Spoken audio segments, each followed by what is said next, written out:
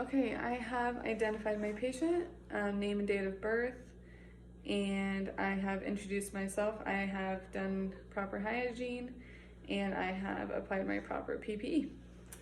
So, hi Doug, my name is Becca. I'm going to be your nurse today. What brings you in? Just for a checkup. Okay, great. I'm going to start by asking you just a few questions. Okay. Are you having any problems with your head? So like headaches, migraines? No. Great. Are you having any trouble with your hearing loss or changes in hearing? No. Any vision problems, blurred vision, double vision? No. Any problems with your sense of smell or taste? No. Any trouble swallowing, any sore throat? No. Great. Any nausea, vomiting, diarrhea, constipation? No. And any overall fatigue, muscle weakness, joint swelling, anything like that? No. Great, so I'm just going to start and do my head-to-toe assessment, okay? Okay. I'm going to start by inspecting and palpating your head, face, nose, sinuses, ears, and neck. So I am just looking for any deformities, any bruises or lacerations, which I do not note. So patient's head appears to be normal subflick. I also appear to have a well-groomed male appropriate for his age, no acute distress. Color looks good, it's pink, skin is warm to the touch, and dry. So, and his posture looks great.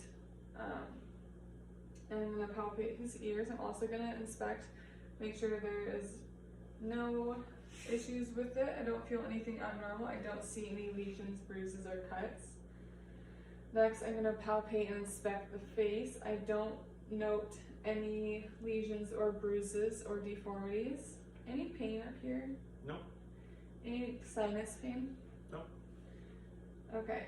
I'm going to test the patency of your nose. So I'm going to hold one side shut. I need you to breathe in. And do it again. Alright. Patency is normal bilaterally. I am also going to have you raise your eyebrows for me. Good. Can you open your mouth? Stick your tongue out. Say ah. Ah. Good. Can you smile? Puff out your cheeks. Good. Cranial nerves look to be intact. Any pain while doing any of that? No. Okay. And then I'm also going to check for his lymph nodes in his neck by inspecting and palpating.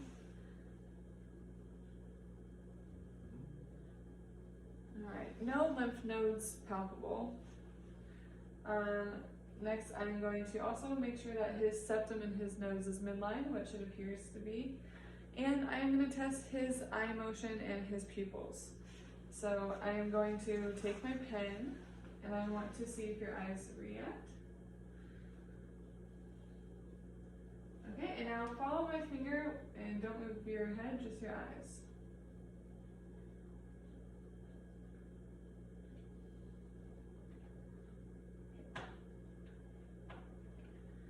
Good. EOMs are normal.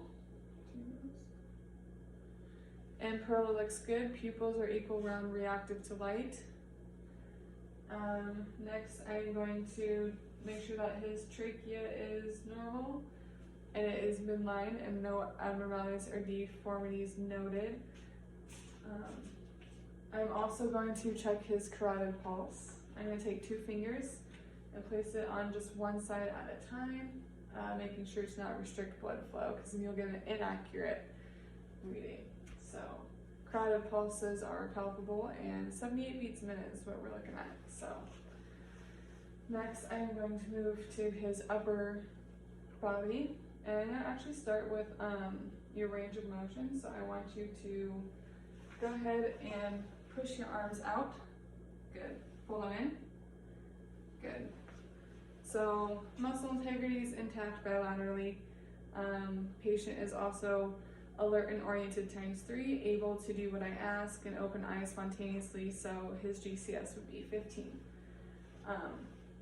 Now I'm going to move to his heart and his lungs, and I'm going to listen to his lung sounds, starting by placing the diaphragm of my stethoscope at the apex of his lungs bilaterally, then the second intercostal space bilaterally, and then immediately at the 5th intercostal space, and then bilaterally at the 7th and 8th intercostal space. While doing so and auscultating, no abnormal sounds noted, no wheezing, cracking, anything like that. And then I'm going to go back and listen to his heart. We're going to start with his aortic valve, move to his pulmonic valve, down to Erb's point. And then I'm going to go to the tricuspid valve, where you'll note sounds S1, and his mitral valve, where you will note sounds S2. All heart sounds are normal, no murmurs or bruit noted. So then I will move down to his abdomen. I am going to auscultate his bowels to make sure that there's no rushing sounds or anything that would concern me for a colon blockage. So gastric sounds are normal. So when I auscultate his colon, I'm going to start in his right upper quadrant, over to his left upper quadrant, down to his left lower quadrant, over to his right lower quadrant. But before I do so, I'm going to percuss and palpate to make sure that I don't mess anything up inside. So tell me if you have any pain, okay? Any pain while I do that? Nope. Good. All abdominal sounds are normal during percussion. Then I'm going to use light palpation. Any pain there? Nope. And some deep palpation to make sure that I cannot feel a spleen or liver, and I know enlarged organs have been noted. And then I'm going to auscultate in all 4 quadrants.